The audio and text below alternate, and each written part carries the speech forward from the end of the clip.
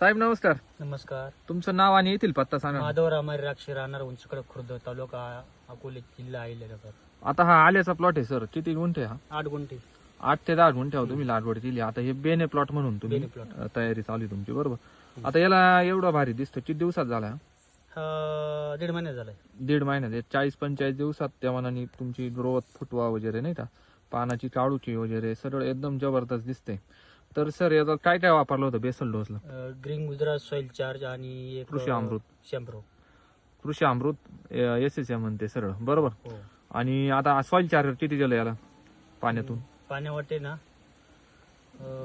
2 लिटरचा कॅन आणला होता. 2-2.5 लिटर गेले. 2-2.5 लिटर. आणि यात स्प्रे पण मारलाय आपण, फ्रूट चार्जर आणि त्याचा, बरोबर.